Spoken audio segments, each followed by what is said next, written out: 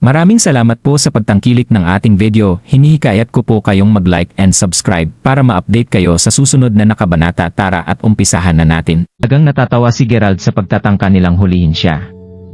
Humph! Nagyayabang kahit malapit ka ng mamatay.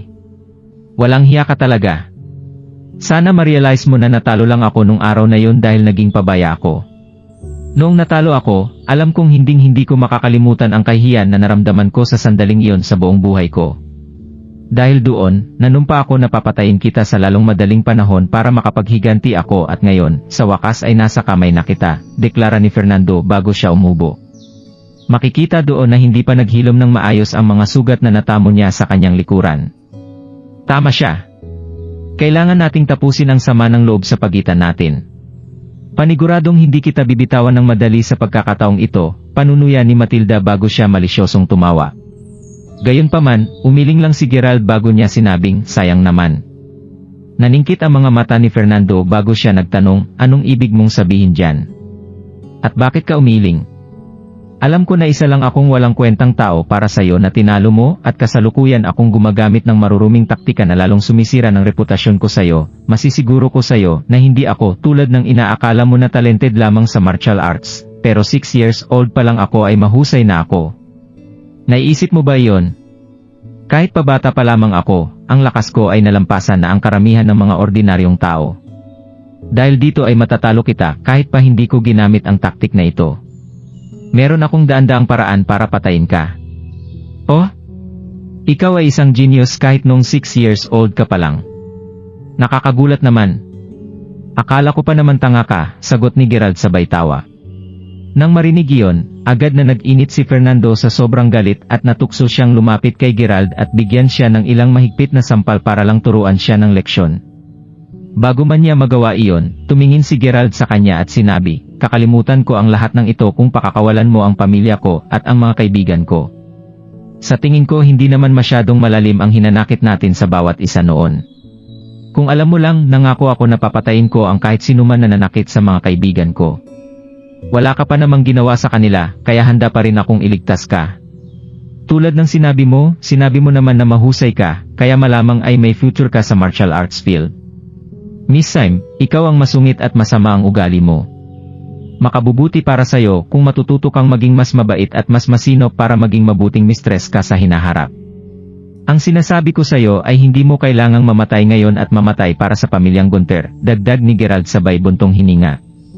Pagkatapos niyang magsalita, ang ilang mga bodyguard ay agad na nagsimulang tumawa. Haha! Baliw na ba ang lalaking ito? Oo nga, hindi ba? Kahit na napakaraming baril ang nakatutok sa kanya ngayon, ang lakas ng loob niyang sabihin na pakakawalan niya daw tayo. Patuloy na tumatawa ang mga guards habang nakatingin kay Gerald na parang baliw na tao, at kahit si Fernando ay nagsimulang tumawa bago niya sinabing, akala ko pa naman matalino ka, Gerald. Maliban sa iyong pambihirang kakayahan sa martial arts, isa ka lang tanga. Tingnan mo nang mabuti at matagal ang paligid mo. Hawak kita ngayon dahil nakatutok sa iyo ang mga baril ng mga tauhan ko. Nabaliw ka na ba talaga? At saka, sinabi mo lang naman na papatayin mo ang mga taong nangahas na saktan ang iyong mga kaibigan, tama ba? Kasunod nito, kinuha ni Fernando ang isang dagger mula sa kanyang sinturon at mabilis siyang nag-iwan ng maliit na hiwa sa mukha ni Suri. Natatawa si Fernando habang pinagmamasdan niya si Suri na ngayon ay unti-unting tumutulo ang dugo sa kanyang pisngi bago siya sumigaw habang nakatingin kay Gerald, ha?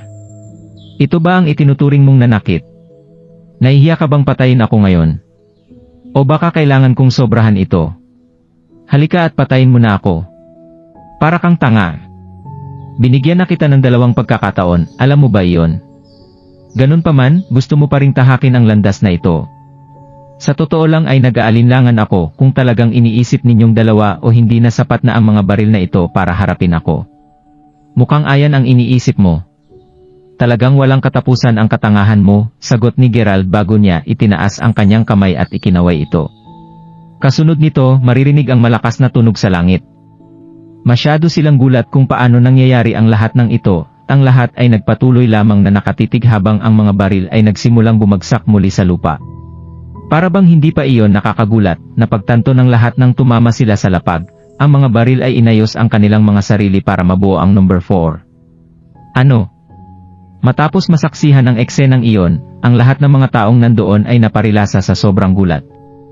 Unti-unting nawala ang ngiti sa mukha ni Fernando. Ano, nangyari ang lahat ng ito, naguguluhan na sinabi ni Fernando.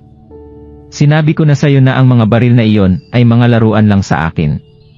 Ang mga guards mo naman ay mga basahan lang para sa akin. Hindi ka talaga dapat kumilos ng padalos-dalos, hindi mo ba alam iyon? Sinaktan mo ang kaibigan ko. Mukhang gusto mong mamatay, tama ba? Sagot ni Gerald sabay ngiti. Hindi ako naniniwala na masyado kang makapangyarihan. Guards! Patayin natin siya, sabi ni Fernando, habang nagngangalit ang kanyang mga ngipin dahil sa kanyang sama ng loob. Magkasing edad lang kami. Pero paano siya magiging mas makapangyarihan kaysa sa akin? Sa puntong iyon, alam ng lahat ng mga gwardiya kung gaano kadelikado ang kanilang kasalukuyang sitwasyon. Ang kasalukuyang nararamdaman nila ay parang nahulog sila sa isang napakalamig na kuweba na walang malalabasan. Kinilabutan sila nang makita ito dahil alam ng mga gwardiya na pwede silang mamatay. Gayunpaman, hindi nila pwedeng hayaan na mangyari ito. Gusto pa nilang mabuhay para makita nila ang kinabukasan, kaya ang mga gwardiya na ilipat ang kanilang takot sa layuning pumatay. Mabilis nilang binunot ang kanilang mga daggers bago sila sumugod kay Gerald at balak nilang saksakin siya, ngunit kinaway-kaway lang ni Gerald ang kanyang kamay habang sumisigaw ng mga basura. Kasunod nito, mahigit 10 tao ang sumuka ng dugo habang lumilipad sila pabalik. Hinampas sila ni Gerald ng essential key at mabilis na tumalsik ang mga gwardiya pagkatapos nito, ngunit lalong nakakasindak ang nasirang lapag ng courtyard. Humigit kumulang 10 iba pang gwardiya ang nanatiling nakatayo, silang lahat ngayon ay paralisado na sa sobrang takot. Makalipas ang ilang segundo, may narinig na klang habang ang lead ng mga guard ay ibinaba ang kanyang dagger bago siya sumigaw, "Boss!" Pagkatapos nito, mabilis na nahulog ang mga dagger ng iba pang mga guards. Gayunpaman, hindi sumagot si Gerald sa kanila at nilagay lamang niya ang kanyang braso sa kanyang likuran. Agad namang naintindihan ng leader ng grupo kung ano ang sinasabi, Gerald, kaya sumigaw siya sa kanyang mga kasamahan, "Umatras kayo. Kayong lahat, umatras kayo." Naramdaman niya ang nakakamatay na hangarin kay Gerald at siya ay nasa life or death sitwasyon ngayon, hindi pa niya naramdaman ang tanda ng kamatayan ng ganoon kalinaw sa buong buhay niya. Hindi pa naipapakita ni Gerald ang kanyang tunay na kakayahan, ngunit ayaw nang alamin ng leader ang lawak ng kanyang kapangyarihan. Kung tutuusin, wala nang kwenta ang mga baril nilalaban sa kanya, kaya paano pa ang mga dagger na ito? Totoo si Gerald sa kanyang mga salita dahil ang mga ito ay talagang walang iba kundi mga ragdoll sa kanya. Nang marinig ang utos ng kanilang leader, mabilis na tumakbo ang mga lalaki sa isang gilid. Nang makita iyon, pilit nang umiti si Gerald bago niya sinabing, "Mukhang mas matalino kaysa sa dalawang tangang iyon. Matalino kayo para umatras, kaya haayan ko kayong mabuhay." "Salamat, boss." Tara na, anunsyo ng leader ng mga guards, habang nakayuko ng malalim bago niya inakay ang kanyang mga tauhan para umalis sa lugar na iyon. Gulat na gulat sila Fernando at Matilda nang makita nilang umalis ang kanilang mga tauhan. Nanginginig siya sa sobrang takot nang lumingon si Matilda kay Fernando bago siya nagtanong, "Ano ang dapat nating gawin ngayon, Fernando?" Natauhan si Fernando habang nakatutok ang kanyang dagger sa leg ni Suri bago siya sumigaw, "Gerald, huwag kang lalapit. Kung lalapit ka, papatayin ko siya. Alam mo kung gaano ako kagaling sa martial arts. Isang hiwa lang at patay na siya. Confident ka na naman. Papayagan na sana kitang makatakas. Nakalulungkot dahil hindi mo magagamit ang pagkakataong iyon dahil tanga ka pa rin para pagbantaan ako. Sisiguraduhin kong magiging nakakakilabot ang kamatayan mo," sagot ni Gerald habang humahakbang pasulong. "Ikaw," sabi ni Fernando nang hindi niya alam ang kanyang sasabihin. Talaga bang itinapon niya ang kanyang tanging pagkakataon niyang makatakas? "Huwag mo ako bigyan ng ideya dyan. Alam kong isa kang tapat na tao. Kaya bakit hindi natin ayusin ang mga bagay sa ganitong paraan? Pakakawalan ko ang babaeng ito at hahayaan mo ako." "Anong masasabi mo dyan?" kinakabahan na sinabi ni Fernando. "So ngayon nagmamakaawa ka na palayain kita?" "Hindi ko na ibibigay ang pagkakataon na iyon," sagot ni Gerald habang umiling. Sa isang iglap, pinitik niya ang kanyang daliri sa direksyon ni Fernando. Mabilis na bumaril ang isang ilaw at nang tumama ito sa palad ni Fernando, mabilis rin itong naputol. Ganap na gulat siya habang pinagmamasdan ang kanyang kamay na bumagsak sa lupa at bigla na lamang sumigaw si Fernando, "Ikaw? Paano? Paano naging napakalakas? Ikaw. Demonyo ka. Napuno siya ng matinding panghihinayang nang maisip ni Fernando, paano kung totoo ang sinabi ni Gerald?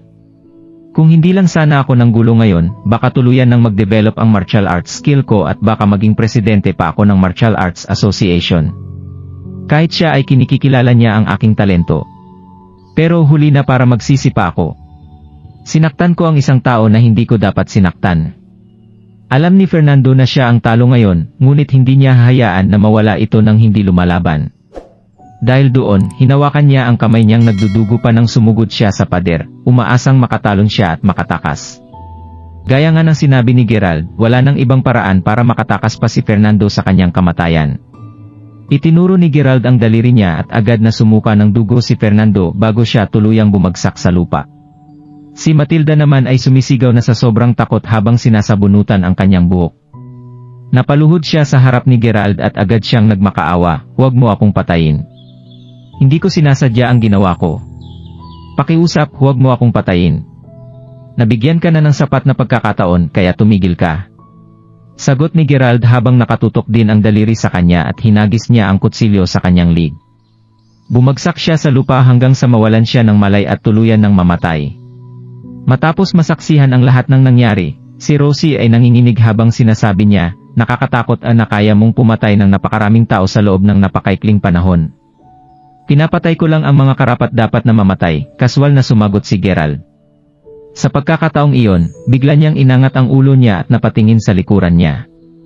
Kumibot ang talukap ng kanyang mga nang makita sila, "Seth, Suri, ipasok mo muna sa bahay si Old Master at si Miss Lowe. Mayroon akong dapat asikasuhin sa ngayon. Tandaan na huwag kayong umalis kung may marinig man kayong tunog." Bago pa man nila tanungin ang kanyang binabalak, tumalikod na si Gerald at tumalon palabas ng patio. Tumakbo siya hanggang sa riverbank ng village at nadatnan ni Gerald ang mahigit 10 bangkay na nakahandusay sa lupa. Sila ang mga bangkay ng mga lalaking hinayaan niyang umalis. Huminga ng malalim si Gerald bago siya sumigaw, "Inaasahan ko na darating ka. Ipakita mo ang sarili mo. Saglit lang tayong nagkahiwalay, pero mabilis kang lumakas. Iyan lang ay nagsisilbi ng karagdagang patunay na ikaw talaga ang lalaking iyon. Alam mo, sa sobrang pagsisinungaling mo sa akin noon, madalas kong naiisip kung hindi ba talaga ikaw ang taong minahal ko noon. Pero nakita ko na hindi mo lang na-master ang Thunder Eruption ngayon, kundi ang ugali at kilos nyo ay parehong-pareho. Sabihin mo sa akin kung handa ka na bang aminin kung sino ka talaga." Habang umiihip ang hangin sa kanyang muka, lumingon si Gerald sa babaeng pinakita ang kanyang sarili. Napaka-misteryo ng aura ng babaeng nakatitig kay Gerald habang nakakaakit siyang nakangiti kay Gerald ay walang iba kundi si Quina. "Akala ko pa naman nawawala ka na. Ang dami nang nangyari pero hindi ka nagpakita," sagot ni Gerald habang nakatingin sa kanya. "Hindi mo pa sinasagot ang tanong ko. Handa ka na bang aminin na ikaw na siya ngayon?" sabi ni Quina na may nag-aabang itsura sa kanyang muka habang naglalakad palapit sa kanya. Nanliit ang mga mata ni Gerald habang sinasabi niya, "Sa totoo lang, hindi rin ako sigurado. Pero ang alam ko ay hinding-hindi ka mamahalin ng Diti, maging sa nakaraan o sa kasalukuyang buhay. Sa masasabi ko, ang babaeng nakaputi lang ang mahal niya. Ikaw. Anong sinabi mo?" tanong ni Quina habang galit na galit ang itsura niya. "Dapat alam mo ang sinasabi ko. Ikaw. Huwag kang magmayabang dahil lang natutunan mo ang Thunder Eruption. Hindi mo ako kayang talunin. Pumunta ako dito para lang hulihin at ibalik ka sa akin. Mas mabuti kung ako ang makakahuli sa'yo kaysa ang King of Judgment Portal." Galit na galit si Quina na wala na siyang ganang kausapin pa si Gerald. Alam ni Quina na wala siyang mapapala kung patuloy pa siyang magsasalita, kaya inunat ni Quina ang kamay niya para umatake sa kanya. Minanipula ni Gerald ang kanyang Thunder Essential Key para makagawa ng counterattack. Nang magkabanggaan ang dalawang puwersa, isang paputok na tunog ang narinig. Nasira ang makapal na puno dahil sa atake na iyon, ngunit maging ang lupa ay nagsimulang mag-crack na nagpapadala ng alikabok na lumilipad sa buong lugar. Umatras ng 10 hakbang si Gerald habang si Quina naman ay umatras ng 3 hakbang. Iyon ay isang malakas na Thunder Eruption. Nakaabot na pala talaga ang iyong Essential Key sa ganoong stage. "Paniguradong matatalo ako kung matatagalan pa ako bago kita makuha," sabi ni Quina habang gulat siyang nakatingin kay Gerald, nagtataka kung paano siya nakagawa ng ganoong kalaking development sa loob ng napakaikling panahon. Noon, halos hindi makayanan ni Gerald ang isang suntok mula sa akin. Siya ay parang papet lang noon. Sandali lang kaming nahiwalay pero sobrang lakas na niya. Ayokong aminin ito, pero sa kanyang kasalukuyang lakas, matutumbasan na niya ang kalakasan ko. Kaya pala malakas ang loob niya, naisip ni Quina sa kanyang sarili. Hindi ako mahihirapan na talunin siya sa kanyang kasalukuyang lakas, pero ang paghuli o pagkontrol sa kanya ay halos imposible na ngayon. Kung tutuusin, mabilis niyang naiwasan ang mga atak ko sa kanya. Habang pinagmamasdan ni Quina ang sitwasyon, pinandilatan lang siya ni Gerald bago niya sinabing, wala akong kakayahang patayin ka sa ngayon, pero alam kong mahihirapan kang mahuli ako. Ikaw? Anong sabi mo? Gusto mo akong patayin? Hindi makapaniwalang sumagot si Quina. Minahal kita sa loob ng ilang libong taon. Tapos sasabihin mo sa akin ngayon na may iba pa bang babae na kasing loyal at passionate ko? Talagang gusto mo akong patayin ngayon? Naisip ni Quina sa kanyang sarili habang nagngangalit ang mga ngipin sa sama ng loob. Pagkaraan ng ilang sandali, lumingon siya kay Gerald bago siya tumango at sinabing, "Oo. Alam kong hindi kita makokontrol ng madali tulad ng dati. Pero sana hindi mo nakalimutan na ang iyong kaibigan na si Jasmine ay nasa akin pa rin. Dahil doon, alam kong kontrolado pa rin kita kahit anong mangyari. Alam ko nang sasabihin mo yan. Sabihin mo ang mga kondisyon mo.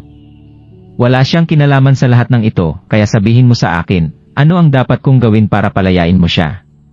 Hindi nakalimutan ni Gerald na hawak niya pa rin si Jasmine.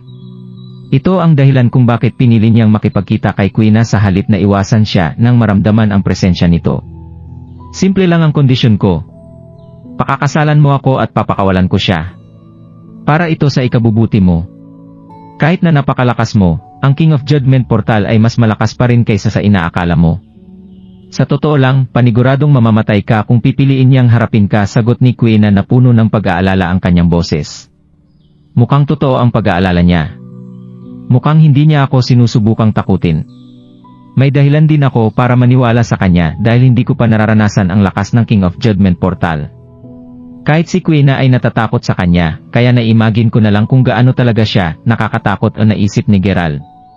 Nabalitaan ko noong una na gumawa ka ng alyanse sa Judgment Portal at sa pamilyang Gunter para dakpin ako, humiwalay ka sa kanila pagkatapos mong malaman na gusto ng dalawa pang puwersa na patayin ako. Tama ba ako? Tanong ni Gerald na gustong malaman kung ano ang buong kwento. Tumango si Quina saka sumagot, "Oo. Sa simula pa lang, sinabi na nila sa akin na pupunta ka sa Ancient City." Nang marinig ko iyon, naisip ko na madali kitang mahuhuli. Hindi talaga sumagi sa isip ko na magiging malakas ang King of Judgment Portal. Dahil doon ay alam ko na hindi ko siya matatalo. Sino ba talaga ang King of Judgment Portal? At bakit hindi ko pa naririnig ang tungkol sa kanya noon? At saka, bakit niya ako gustong patayin? Tanong ni Gerald dahil masyado siyang nababagabag sa mga katanungan na ito. Well, lahat ng ito ay may kinalaman sa'yo, syempre. Sabihin mo sa akin, naalala mo pa ba na may isa pang kabaong sa palasyo ng Hari ng Karagatan noong una mo akong pinakawalan? Sagot ni Quina. Oo naman. Ang kabaong na iyon, ay may nakabalot na mga chains at tila may mga figures na nakaukit sa kabuuan nito. Naalala ko rin na noong gumuho ang palasyo, nabuksan din ang kabaong. Kasunod nito, isang itim na ilaw ang lumabas mula dito. Napatigil siya ng saglit habang inaalala niya ang eksena sa kanyang isipan. Makalipas ang ilang segundo, isang natatarantang ekspresyon ang nabuo sa kanyang muka habang sinasabi niya, "Ikaw. Sinasabi mo ba na ang itim na liwanag na tumakas ay ang King of Judgment Portal, tama ba? Sa kasamaang palad, tama ka. Sa buhay, may mga consequences at causes. Sigurado akong hindi mo naisip ito noon dahil dapat alam mong hindi mo makukuha ang babaeng nakaputi, pero ang mangyayari ay mapapakawalan mo kaming dalawa." Umiling-iling si Quina at sinabi, "Ang dahilan kung bakit plano kanyang dakipin at patayin, pakiramdam ko ay may kinalaman ito sa kagustuhan niyang makabalik sa Jailatra. Ito ay dahil alam niyang ikaw ang reincarnation ni Xudon, ang God of War. Kailangan kanyang patayin at i-refine para maging malakas siya at makabalik na sa Jailatra. Naiintindihan ko. Alam kong pareho kayong nanggaling sa Jailatra. Dahil doon ay sa tingin ko na hindi lang kasal ang gusto mong makuha sa akin. Sabihin mo sa akin, ano pa ang silbi ko sa'yo?" Kaswal na tinanong ni Gerald. Nang marinig iyon, ang mga mata ni Quina ay mapang-akit na kumikinang habang siya ay ngumiti at sinabing, "Lalo mo na siyang kamukha ngayon. Kung tutuusin, makikita sa iyo ang kanyang pagiging kalmado, resourcefulness, at karunungan. Tama ka. May iba pa akong dahilan kung bakit gusto kitang pakasalan. Magpatuloy ka. Gusto kong magkaroon ng union sa pagitan nating dalawa. Kapag umasa ako sa purong yang energy sa iyong katawan, magiging katulad na niya ako at magkakaroon din ako ng pagkakataong makapagsanay ng thunder eruption. Kapag nasanay na ako, makapag-travel na ako pabalik-balik sa pagitan ng mundo at Jailatra. Sa madaling salita, isang hakbang na lang ako para makamit ang pangarap kong dumaan muli sa totoong rebirth. Nang marinig iyon, lumalim ang boses ni Gerald habang sumasagot, "Base sa pagkakaintindi ko ngayon, gusto niyong dalawa na makapasok sa Jailatra. Mukhang imposible na makapag-negotiate pa tayo." Isang negotiation. Ano ang iyong terms? Sa tingin ko kailangan nating gumawa ng isang alliance upang ibagsak ang King of Judgment Portal. Mayroon akong dalawang dahilan upang i-back up iyon. Una, pwede akong mamatay sa kanyang mga kamay kung hindi ako makakuha ng sapat na tulong. Pangalawa, sa pagkakaintindi ko, mukhang hindi ka rin niya hahayaan na makuha mo ang gusto mo, tama ba? Nag-propose kay Gerald. Basta maging asawa kita, hinding-hindi ako papayag na may mananakit sa'yo. Dahil doon ay pumapayag akong magkaroon tayo ng alyanse. Sagot ni Quina habang nakangiti siya at habang dahan-dahang naglalakad siya papunta kay Gerald. Sa sandaling iyon, bigla silang nakarinig ng isang lalaki na sumisigaw ng, "Hoy bitch! Huwag mong saktan ang kapatid ko." Pagkatapos nito ay napalingon silang dalawa kung sino ang sumigaw. Si Seth pala ito at kasalukuyang itong sumusugod sa kanila na may cleaver sa kanyang mga kamay. "Anong tinawag mo sa akin?" Galit na sumigaw si Quina habang itinataas niya ang kanyang kamay, naghahanda na siyang turuan ng leksyon si Seth. Sanay si Quina na pinupuri siya dahil isa siyang magandang babae. Pero may isang tao na tumawag sa kanya ng bitch at naisip niya na parang tinatawag na rin siyang pangit. Gayunpaman, nakita ni Quina na hinawakan ni Gerald ang kanyang pulso habang sinasabi, "Huwag mo siyang sasaktan. Kasama ko siya." Humarap si Seth kay Gerald at agad na tinanong, "Okay ka lang, sir?" Niligtas siya ni Gerald at ang kanyang nakatatandang kapatid sa maraming pagkakataon, kaya matagal na siyang tinatrato ni Seth bilang kanyang nakatatandang kapatid. "Okay lang ako. Hindi ba sinabi ko sa'yo na huwag kang umalis sa asyenda? Bakit ka tumakbo ng mag-isa dito?" "Nag-aalala lang ako na baka nasa panganib ka," sagot ni Seth. Naantig si Gerald bago niya sinabi, "Kahit pa nasa panganib ako, hindi ibig sabihin nito na makakauwi ka ng ligtas, hindi ba?" "Totoo iyan." "Pero sino siya? Sasama ba siya sa atin sa Snake Cave?" tanong ni Seth habang nakatingin kay Quina. "Isang Snake Cave? Anong uri ng kuweba ng ahas ang pinag-uusapan natin dito?" balik tanong ni Quina. "Base sa pagkakaalam ko, may matutuklasan tayong ancient civilization sa loob ng cave na iyon. Interesado rin akong matuto patungkol sa mga nakaraang insidente na nangyari sa mundo pati na rin sa Jailatra na patuloy mong binabanggit. Dahil doon, bakit hindi ka sumama sa amin para tumingin sa paligid?" sabi ni Gerald. "Ang pamilyang Gunther at ang King of Judgment Portal ay parehong mahirap na kalaban, kaya kailangan ko pa rin silang harapin at least, sa ngayon na nasa tabi ko si Quina. Tutal, iisa lang naman ang kaaway namin. Ang King of Judgment Portal. Gaya nga ng kasabihan, ang kaaway ng kanyang kalaban ay naging kaibigan niya." Hindi naman sa nagreklamo si Gerald. Mas makakabuti sa kanya kung kakaunting pwersa lang ang makakaharap niya. Si Quina ang pansamantalang kaibigan niya, kaya nagtataka si Gerald sa mga sikreto niya. Kung tutuusin, ilang libong taon na siyang nabubuhay. Siguro may kaunting kaalaman siya tungkol sa Sun Ligu. "Oo naman, sasama ako." "Kung tutuusin, ito ang unang pagkakataon na sinabi mo na manatili ako sa tabi mo," sagot ni Quina na may nakakaakit ng ngiti. Nang marinig iyon, tumango lang si Gerald sa kanya sabay ngiti. Naturally, hindi niya sasabihin sa kanya na ililigtas niya ang babaeng nakaputi sa hating gabi. Gayunpaman, alam din niya na kung hindi siya handang gumawa ng kaunting kompromise, paniguradong magdurusa siya kung sakaling sirain ni Quina ang kanyang mga pagsisikap kapag nasumon niya ang babaeng nakaputi. Makalipas ang isang oras ay nagtanong si Gerald, "Seth, naalala mo ba talaga kung saan ang Snake Cave?" Ang tatlo na sumusunod kay Seth ay binubuo ni Rosie na curious tungkol sa Snake Cave, si Quina na pumayag na sumama mula nang imbitahan siya ni Gerald at si Gerald. "Malamang alam ko. Pero medyo secluded ang lugar na ito, kaya kailangan kong bilisan," sagot ni Seth habang napakamot sa likod ng kanyang ulo bago humakbang sa kalapit na malaking bato. Makalipas ang ilang segundo, sumigaw siya, nahanap ko na. Nandoon. Kasunod nito, mabilis siyang tumalon bago humakbang at itinulak ang ilang makakapal na nabushe sa tabi niya. Kasabay nito, ang isang bilog na entrance sa kuweba ang nakita, ang taas nito ay tulad ng tangkad ng isang tao. Isang mas nakababatang si Seth ang unang nakakita nito habang siya ay nagsasaya kasama ang kanyang mga kaibigan. Naalala niya kung paano siya pinaglakas loob ng kanyang mga kaibigan na pumasok sa kuweba, at syempre siya ang nanguna. Naalala ni Seth na sa pagpasok niya sa kuweba, nakakita siya ng napakalaking piraso ng itinapon na balat ng ahas. May nakita rin siyang prutas sa kuweba, ang pagkain nito ay nagbigay daan sa kanya para makuha ang mga superpower na meron siya ngayon. Ang balat ng ahas ang dahilan kung bakit pinangalanan ni Seth ang lugar na ito na Snake Cave.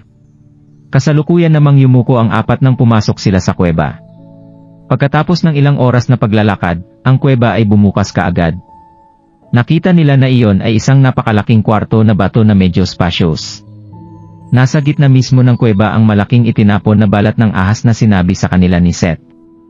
Sa masasabi ni Gerald, ang ahas na nag-iwan ng balat ay kasing lakas ng halimaw na nakalaban ni Gerald sa underground area noong nasa disyerto pa siya.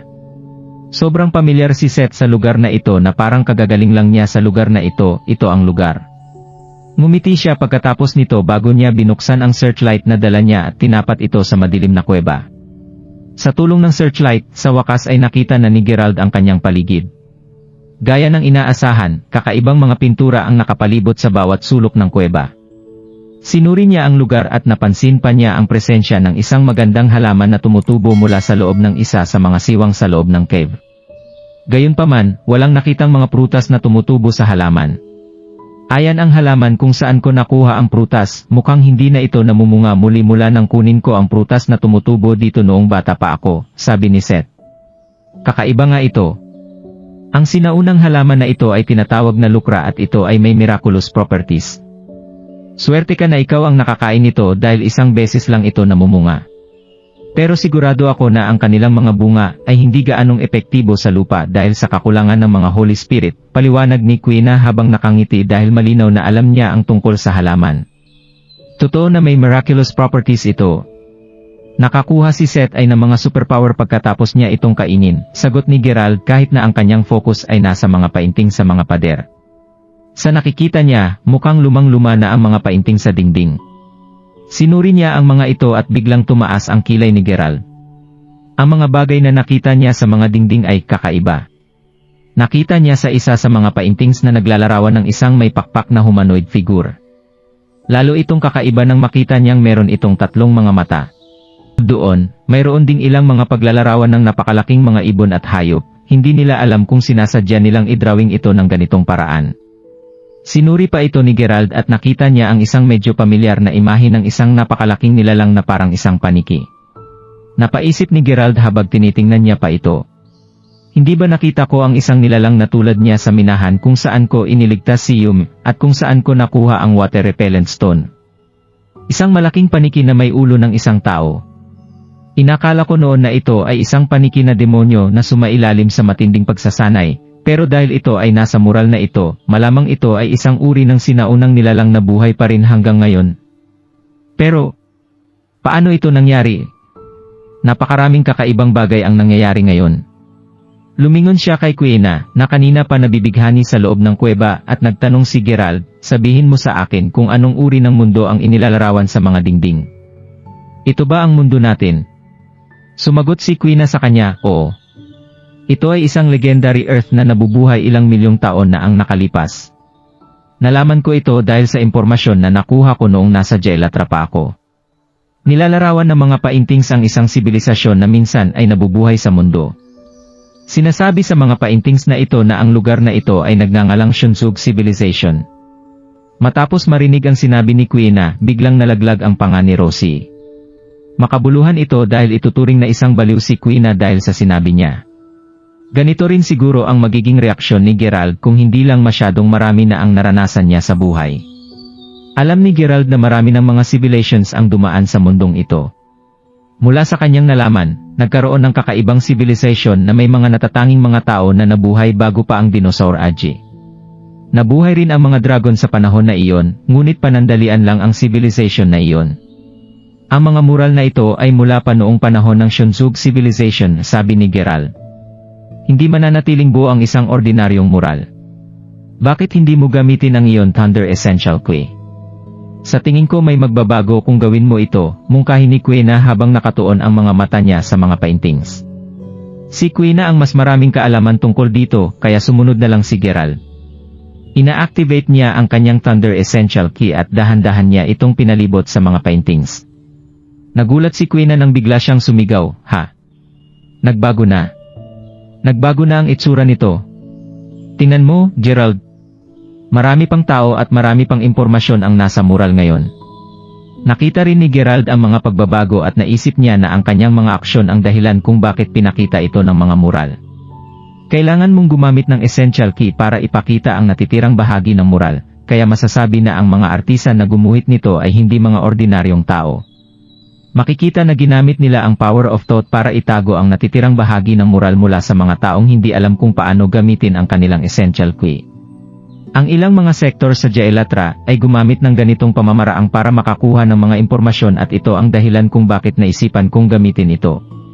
Sa tingin ko na hindi isang ordinaryong nilalang ang higanteng ahas. Mukhang gumamit ito ng Essential Key para alagaan ang lugar na ito, paliwanag ni Kuina. Totoo pala talaga ang mga balita tungkol sa kakaibang sibilisasyon, sagot ni Gerald sabay tango. Lumapit siya sa pader para makita ng maigi ang mga bagong impormasyon at hindi nagtagal ay sinabi niya, "Pagkatapos ko itong tingnan ng maigi, mukhang ang mga nilalang dito ay gumagawa ng isang sacrificial ritual. Sa masasabi ko, ang mga tao at hayop ay hindi namumuhay ng maayos ng magkasama noon. Pero makikita dito na pumunta sila mula sa iba't ibang dako para simulang sambahin ang ilang malaking rebultong bato. Sa tingin ko naiintindihan ko na ito ngayon.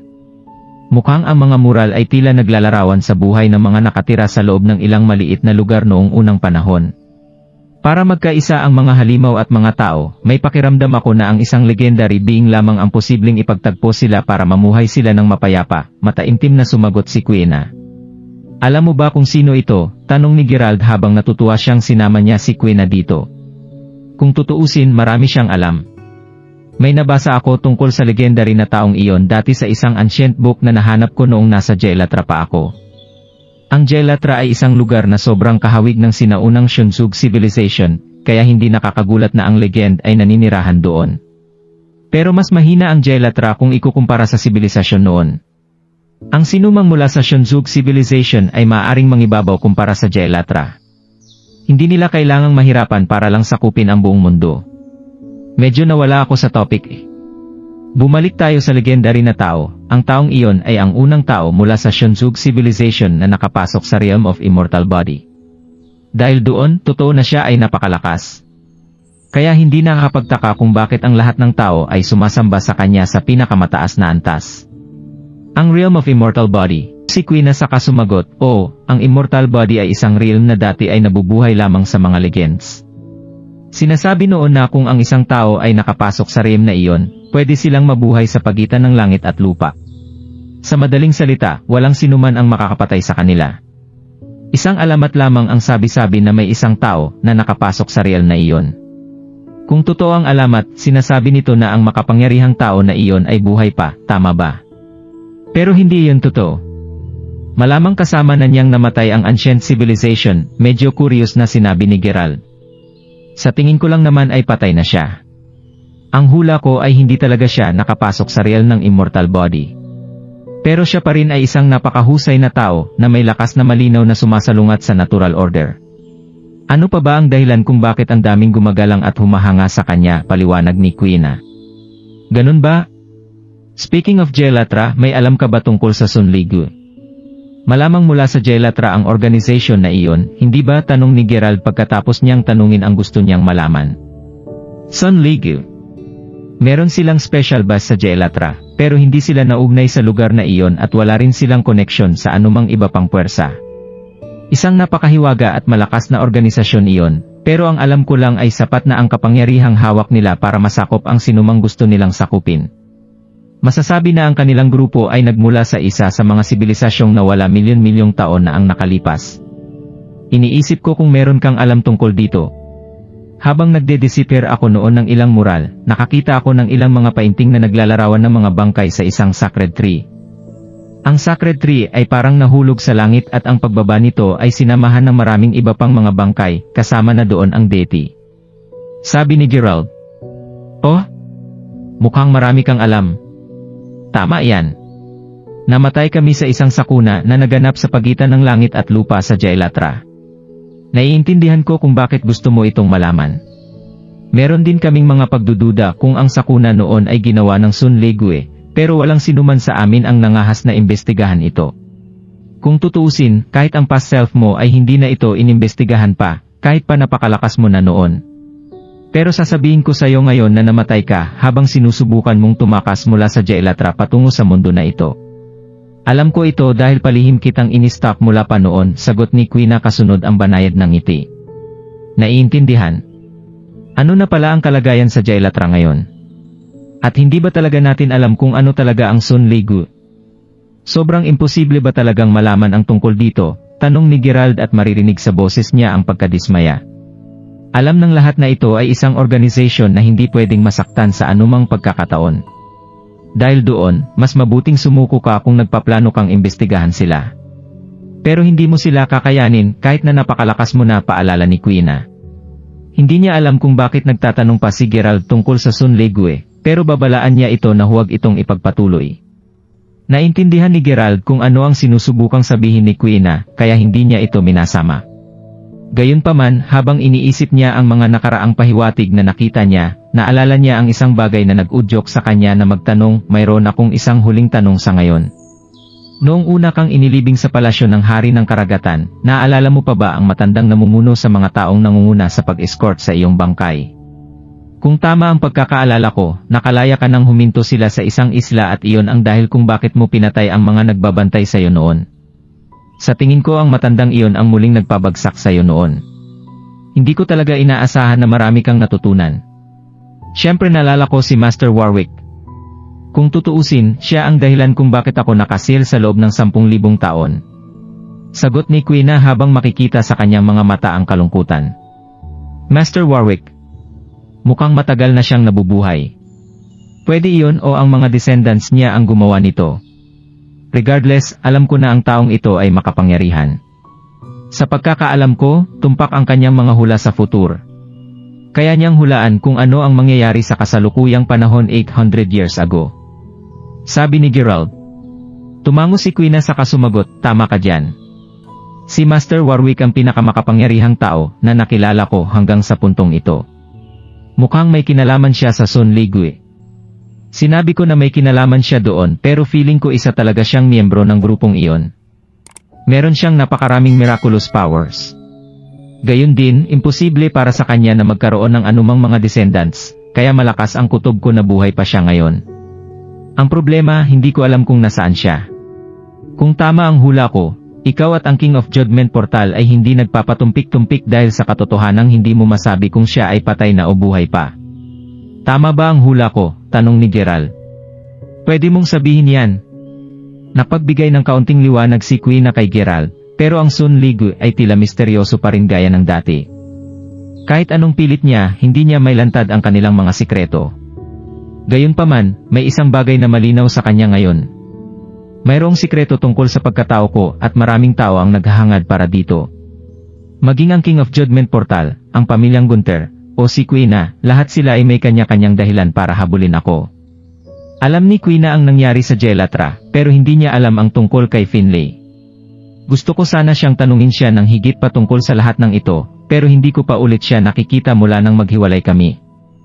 Saan kaya siya pumunta? Hindi ko pa rin nalaman kung sino ang nagsabi sa akin na hanapin ang Eternal Coffin sa disyerto, naisip ni Gerald. Marami pang mga misteryo ang hindi pa nasasagutan, pero kahit papaano ay medyo malinaw na ang isip ni Gerald ngayon. Dahil sa kaliwanagan na ito, kaya niyang paalalahanan ang kanyang sarili na ang mga taong may gusto lang sa kanya ang maghahanap sa kanya. Nanatili ang grupo sa loob ng kuweba sa loob ng 1 oras. Noon, nakapag-snap pa si Rosie ng ilang litrato dahil talagang nakuryos siya. Nakatayo sila ngayon sa pasukan ng kuweba nang tumingin si Quina kay Gerald bago niya sinabing, "So, gusto mo bang bumalik ng kasama ako?" Si Gerald mismo ang nagsuggest na magkaroon sila ng alyanse, kaya sa isang paraan ay pumapayag siyang makipagbalikan sa kanya.